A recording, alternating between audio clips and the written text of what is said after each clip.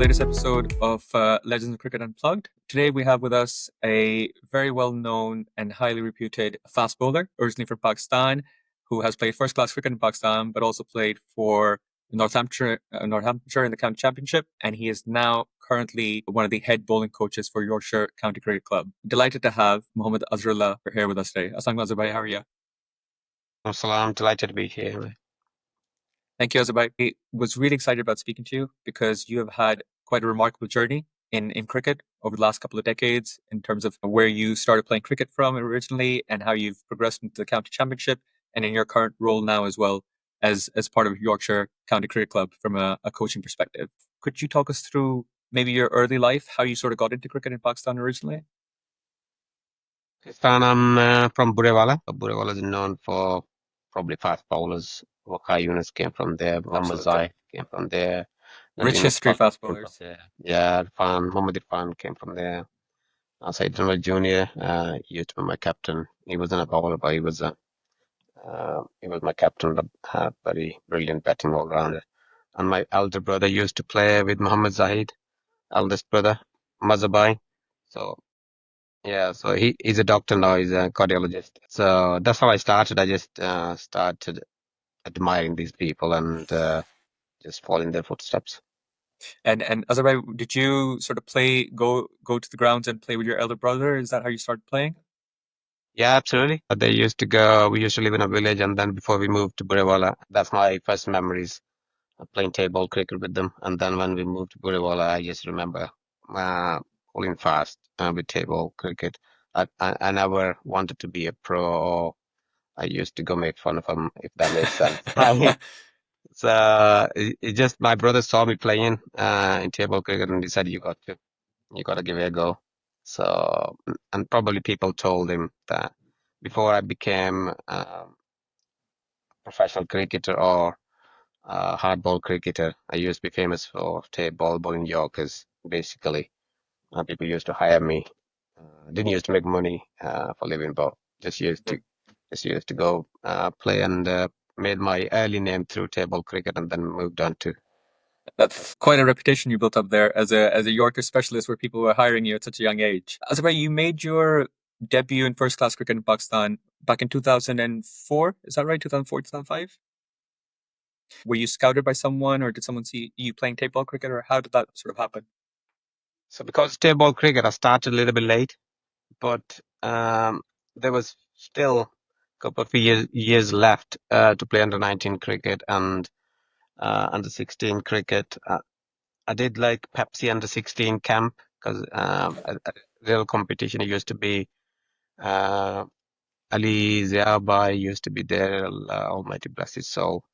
That's why I started, and then under 19 cricket, I just couldn't get through. I think I was good enough, but there's plenty of politics and stuff. But I just couldn't make it. And when you not getting through, and your life gets challenging, and so you just resilience comes into play, and I just started working harder and harder and putting maximum effort in, and it took a little while.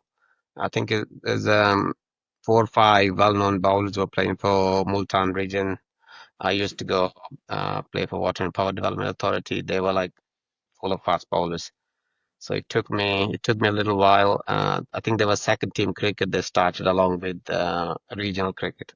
I think I took 28 wickets in 4 matches, and then I got called for first team. Didn't do well to start with, and then year after, someone got injured in Balochistan. There was a provincial cricket going on, and Adil Nisar and Faisal Irfan was playing there, so they knew me through Water and Power Development Authority. So they nominated me, and then I think that first game I took 7 wickets, 7 for, Well, and that's never looked back. never look back. And Azharullah, would you always describe yourself as an express pace bowler or a seam bowler? To start with, express pace bowler, didn't have any line or length. Used to just try ball fast. That's what we do in Pakistan. Otherwise, you don't get through trials. You're either a bowler or a batsman, and if you're a seamer, you probably miss out. Yeah. Just try to copy Wakai Yunus, because he was my idol, early hero, and used to copy his action, but used to get whacked everywhere. Used to try ball fast. I think my early days, I bowled pretty much 90 plus Okay. before I got Really injured. fast. Yeah, when I played for Balochistan, I took 28 wickets in 3 matches Mhm. before I got injured. So I got groin injury in my fourth game, uh, and then I bowled quick after that, but not quick enough. But then I just found a way to stay in the game and bowl in high 80s kind of pace. So I think my understanding is that you're a very versatile bowler as a pipe because you've obviously expressed pace, and from what we saw in your stint with Northamptonshire, and we'll come on to that shortly as well. There's pace, but there's also seam and swing movement over there as well. Um, I was looking at your figures the other day, and in first class cricket in Pakistan, correct me if I'm wrong, but I think you played around 55, 60 first class matches, and you took almost the best part of 200 wickets, or just under 200 wickets in Pakistan. Yes, that's my early stint with Pakistan, and then I went back before I qualified for county cricket. Played a few matches then, but yeah, it went well because were pretty flat. We used to play mostly in Shekhupura, Gaddafi Stadium, Multan, Karachi. I played a lot of games in Karachi. So yeah, I yeah. was going to say those figures, those stats are very strong. I mean, were you disappointed that you didn't get a call up from the Pakistan team, or were at least part of the national squad? Because, as I say, those are very impressive and strong figures in the domestic circuit of Pakistan, which you rightly point out yourself. The wickets are very flat. Unless you have that X factor about you, that extra pace or something, it's difficult to get wickets, and you got it at a very good rate. Yeah, to start with, I did really well. I don't think I've had any bad season where the wickets gone flat. Always used to pick wickets and used to basically go run for runs. But I was in and around the best bowlers. I think when I took 28 wickets in 3 games, Mushibai saw me, Mushtaq Ahmed, and then the same year I came to England and I picked up groin injury. But I was on the recovery and playing league cricket in here, and then Pakistan was on tour. Um, Mushibai, I think, recommended me. They called me. I think Wakai Yunus called me, and I didn't recognize him. I thought someone's pranking me. So I think I missed my opportunity there. You don't regret it, but I rang him back after a few calls. I got to talk to him, and I said I just wanted to say sorry, because you were my idol and I didn't recognize you, and it was just like a all of a sudden call from nowhere and you weren't expecting it. So it used to be like young and when you're messing about with the boys, and I thought boys were messing about with me. So it Yeah. was one of those opportunities, and then I took 45 wickets in 8 matches in 2008, I think. Okay. And I played Pakistan Academy against South Africa and Bangladesh. Did all right, didn't do like exceptional. Just played 3 ODI games, and then didn't play any longer version. I took wickets in longer version, but that was my specialty. So Mhm. just straight after that, I moved to England. Uh, just made my decision and thought sooner I make this decision and qualify for county cricket. Today. And Azapari, so you mentioned Makar Yunus, obviously. When you were at Wabda, I heard that your captain was Shabir Ahmed at the time, and you took some advice from him, perhaps, when you were deciding to move over to England, play county cricket. Can you tell us a little bit about that? I mean, what was your relationship like with Shabir Ahmed? Because Shabir Ahmed was, I remember at the time, he was the fastest bowler to get to 50 Test wickets, I think, beating Makar Yunus, in fact, at the time. So he was a very well known name when he was playing cricket for Pakistan. Shabir Bhai is, I don't know how many people know him. People know him for his pace and Yorkers and bounce. But he was one of the kindest person you will meet. And he he was one of the people when I were playing Wabda who guided me through the all the tough times. You have a bad day, he was there. You have a good day, he was standing next to you, and he just used his encouragement unbelievably with me, and he understood my personality, and he worked very closely with me and pushed me to my limits, and for that I will always be grateful to him. Excellent, excellent. Okay, so you talked about your journey in Pakistan, which is very impressive to say the least. You played for Pakistan Academy against some big nations as well. Um, you then obviously moved over to England, where you played some league cricket in the Bradford Cricket League. Is that right? Yeah, I started with Putsi Kongs in 2006, and then I played for East Bile for 3 years, and then moved to Huddersfield before uh, I moved to Northamptonshire. So So, played so in I, I, I cricket. I think I think the reason I was asking about Bradford Cricket League was because so 2012, Northamptonshire, and I've been following the county championship very closely for as long as I can remember. I've been based in the UK and Scotland for the last 25 years. 2012, Northamptonshire were bottom of Div 2, sorry, second bottom from Div 2 in the county championship. They were second bottom of the one day league as well. And they had won 1 in 7 T20s that year. And they decided to bring you in 2013, where everything turned around. And Northamptonshire have never looked back since then. Just talk us through when you signed for Northamptonshire, what were you feeling? Did you feel like there was a point for you to prove, or because one of the things that I read was, um, in one of your first indoor sessions, you bowled a bouncer to someone, and the boys thought, well, he's quick, we should definitely try signing him up. Where did that aggression come from, or did you feel like you had a point to prove? See, that was one on my checklist. Let's say county cricket.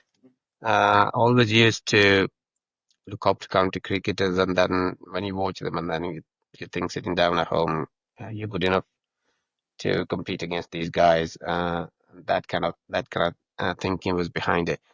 But because I knew I played first class cricket in Pakistan, and someone will give me trials. It was just an opportunity I was looking for, but uh, I didn't know that as soon as I qualify, I'll get the opportunity straight away. So what I did is I spoke to James Middlebrook, as a dad, Ralph Middlebrook. He recommended James was playing Northamptonshire, so he recommended me Northamptonshire. And when I went up there, and he kind of guided me that this is what they are lacking, and this is what you are famous for. And if you show them that you got pace, they probably will be interested uh, in you. So I just basically went in and tried to bowl as fast as possible, and Yeah, yeah. Well, you that were very successful. You uh, were and and it sorry, went go ahead. well. Yeah, and it went well. Well, your first year there, 2013, you were the highest wicket taker in the T20 Cup. And Northamptonshire won that year as well in finals.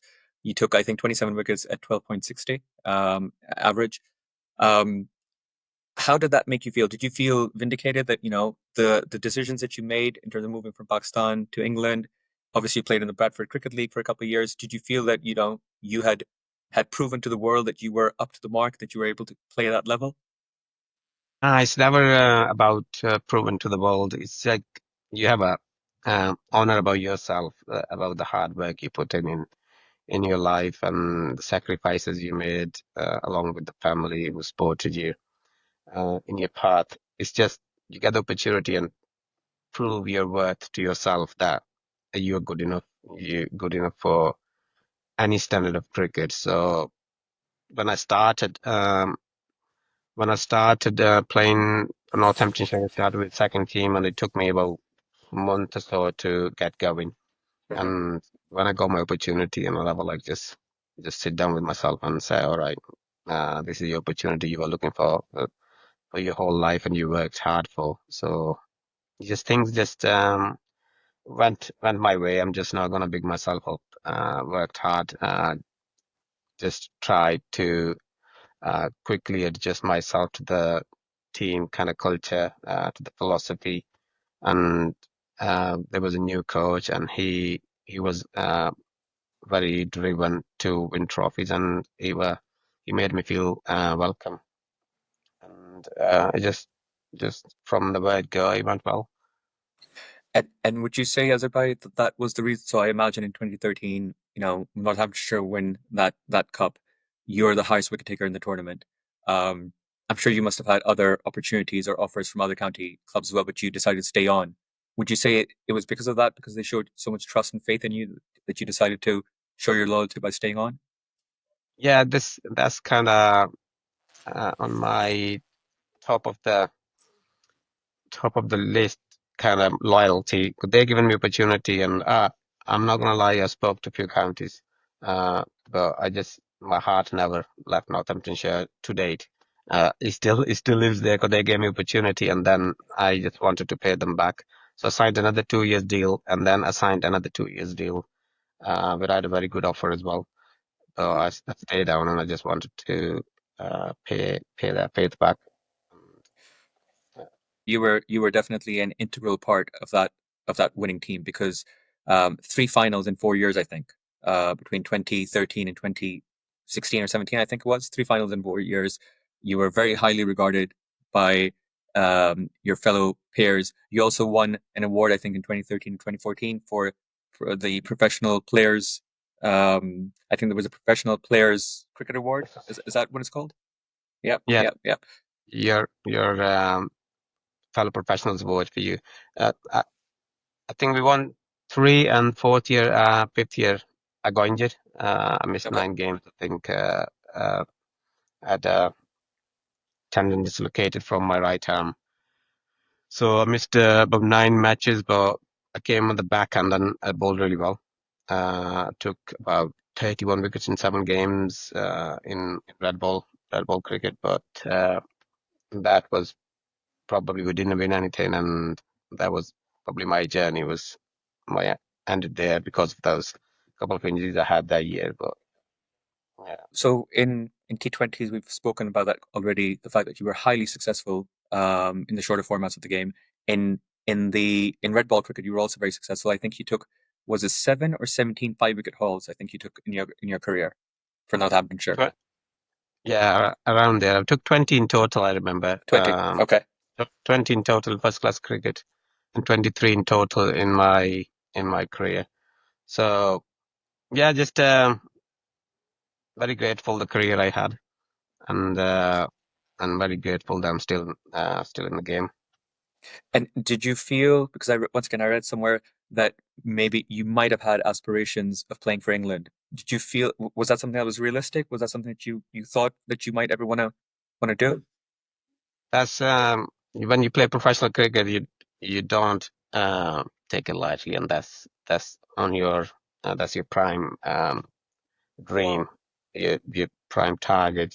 That's the dream you always live for. And I don't think I've ever played cricket just for surviving. I always wanted to play international cricket, and you don't regret it because you believe in destiny as a Muslim, especially. But it really to date it hurts that I never played international cricket. I played all A's and against international teams, but I never played international cricket, and it still hurts a little bit. But Okay, it's all good.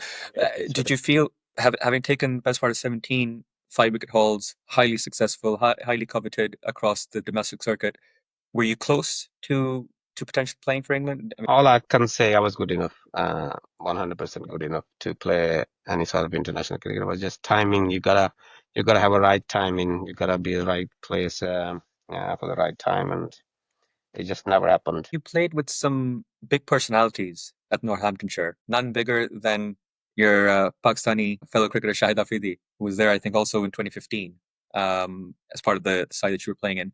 What was that experience like? You know, seeing him firsthand, close up, working with him, playing with him. What was that experience like?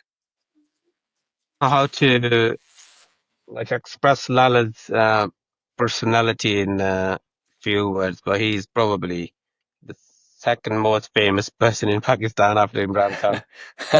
Very, yeah, I, that I'll give you a little example. Sure. After game against Yorkshire, I think he had to leave early. He soon after the game he had to leave, and I was signing autograph because I play with Shahid Afridi. So people said, "Oh, take his autograph because he plays with Shahid Afridi." In that kind of, I'm sure there he, was more to it as a boy. I think you're being modest um, there, but I'm sure there was more to it. he's just a wonderful person. Um, very friendly guy. Um, very accommodating and very sportive. Uh, great personality, great person. What a cricketer. Excellent. And other than Shahid Afridi, you also had various other international cricketers who've played for England, the likes of Ben Duckett, who's very successful now, David Willey. You had others like Cameron White, I think, who you played with as well. Um, did you? Does it help to share dressing rooms with international players like that? In terms of learning and becoming the best version of yourself. Yeah, it definitely does. Um, those guys, they approach the game a little bit differently than us normal guys. They they take the game seriously. They have a particular way of training, and they they don't take failure for anything. They just keep coming back and l- looking for that missing ingredient that make them successful. Basically, Benduke was coming through the ranks when I played. I played quite a few years with him. What a player he has become. David Willey, Ollie Stone, Trent Copeland, Rory Kleinwald, Cameron White, great professionals. Along with them, I think Alex Wakely was a great leader. He had a leadership quality that he brought that team together. All those guys were unbelievably brilliant professionals. Similar to Shabir Bhai for Wagda, who was instrumental in helping you in your journey. From a Northamptonshire perspective, who would you say was most influential in your career over there and the success you had in county cricket?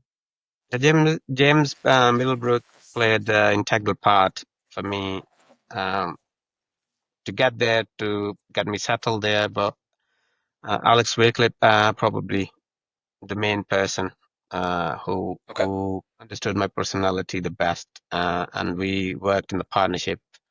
Uh, we kinda He kinda given me confidence that I give winning belief to this team, that they've started believing that we can win from any situations. So he basically trusted me, and he developed me as a person, as a cricketer, and particularly as a death bowler as well. So I'm very grateful to him. New ball bowling or death bowling? What do you enjoy more? And from your perspective, what are the key sort of differences for young fast bowlers to learn if they want to become good death bowlers and new ball seam bowlers? I wasn't particularly a new ball bowler. When I started, I used to be like more of a swing bowler than a seam bowler, but then I changed my action to uh, strive in that environment for the surviving. Um, I don't think growing up we had many new balls in our club, so you Okay. used to just bowl Use the old ball. all the balls as old as they get before we throw them away. So I don't remember throwing any ball away. We just were not very rich club. We just used to tape the seam and then Yeah. bowl them, and used to that those balls didn't have any other choice than reversing themselves. So we learned reverse swing on those old balls. So that was my bread and butter. In Pakistan, ball doesn't swing much. You gotta have to shoot it towards the stumps, and if it's reversing, that's your best chance to take wickets. Well, for young bowlers, it's practice more than anything else, and if you can find someone who can help you with that little bit of knowledge and word experience behind them, um, I don't think just reading books and watching social media is a great help. But find as much help as you can and then put it into practice. It's uh it's the practice uh with that purpose you do is I believe it makes it better. Who would you say was the most difficult batsman that you've had to bowl to? Some batsmen, or it could be a couple of batsmen, where you said, "Well, it's hard for me to get this person out, or it's more challenging for me to get this person out." Who did you find the fiercest competitor? I don't know. So many people ask me this question, and I never can pinpoint the one person. I played against like so many legends. Um, but but if you talk about Sangakkara, he Hmm. was very hard to bowl at. You basically can't afford to miss your length on him. I played a couple of games against him. Um, I think he gets 100 every single time against us. He used to get. And Hashim Bai, I played against Hashim Bai. He was Okay. similar kind of player. But in Pakistan, played against Lala Shahid Afridi. He would just try to smack you everywhere, basically. But And played Azharullah, against so sorry, many people, and I don't know, as man. Azharullah, if I could ask just over there, I think you mentioned a very interesting point. So if you're bowling to Lala, for example, what is the mindset? What was your mindset when you're bowling to him? Is you know that he's going to go after most deliveries, if not every delivery. What are you trying to do? Are you still trying to york him? Are you trying to, bowl a slower one, change it up? What's the thinking there from a bowling perspective? I can just talk about my approach. You don't Sure. want to go don't want to go defensive against those guys if you're looking for defensive and they're already attacking you. So I remember playing against Lala in Karachi. I don't think he remembers because I was coming through the ranks. It was early days. He was up against Karachi Punjab game, and when he first ball he came and he hit me 4 over the point, and second ball 6 over the extra cover, and I don't think I bowled a single ball full after that. I just on bouncers after that. All right, Lala, just Yeah, take you on. What a player. yeah, yeah, absolutely. Absolute legend of the game. Couple of questions I have for you. Just the first idea that comes to your mind when I read these things out. So PSL, IPL, BBL. Which would you say is the strongest league in your opinion? PSL, IPL. Oh, The Big Bash League. IPL is probably the strongest because of the money involved in it. But Hmm. PSL is probably the most talented players with most talent and the journey they come through.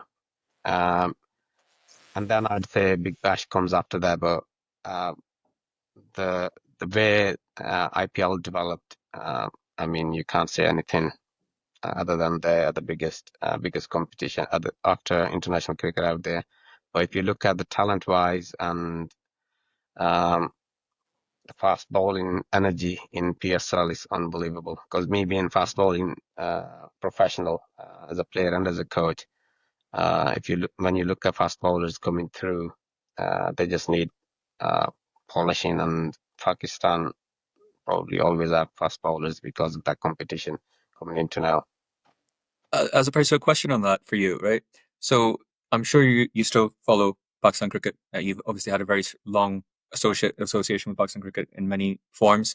Um, we see the likes of big names like Shaheen Afridi, Naseem, and we see various fast bowlers that um, have played for Pakistan. And when they started playing for Pakistan, they were clocking around 150 Ks. So they were express pace. That speed has unfortunately gone down over the years. They've had injuries, obviously, as well. What is it for fast bowlers? Is it just injuries? Is it confidence? Or what is it that those bowlers are not able to attain the same levels from pace perspective that they had when they started playing cricket for Pakistan? They're fresh, and when they start, they're fresh, and amount of workload they go through, uh, they probably gonna have to train for that work. But I don't know. I don't know what pace kind of program of Pakistan. They don't have any pace program. Once someone's in international cricket or playing this franchise cricket, they just move from one tournament to another tournament, to another tournament, to another series. It's kind of the workload gets something too much, and then there's some of them have some technical issues, but they probably will know, or some of them don't, unless someone's mentioned it to them. They don't have time to work on them, because they're just moving from tournament to tournament, and then when they go home in Pakistan, they're one of the biggest personalities. According to you, best bowlers in world cricket just now. Since Dale Steyn retired, I'd say Pat Cummins, Bumrah, but let's say Bumrah first. Pat Hmm. Cummins, Kaiser Rabada. Okay. Uh, who else I'm missing? Any others? I mean, all three Australians are good. In white ball cricket, Haris Rauf, probably is up there. Hmm. Who else is? Omar Shami's up there. As a you've obviously made the transition from being a player and you've gone into coaching now. So if I just come on to your current role, which is for Yorkshire County Cricket Club, can you just talk us through just at a high level what your role is, what you do over there? Yeah, so when I stopped playing cricket, I think 2019 was my last game. And then COVID happened and I didn't know what to do. So, because I wasn't prepared, I thought I'd probably be able to play a little more cricket. It's the hardest thing for the cricketer is to announce retirement from cricket. It's so difficult because that's all you did in your life. So while I was thinking what's my next step, I was just like sitting at home. A friend of mine rang me and he said there's a couple of bowlers need help, and if you could help them, that would be nice. So I said I'm not doing anything these days, so I'll just go and help them out. And when I started working with them, so I'd probably gone out and gone from two balls to three, three to four, four to five, and then along with that, I started.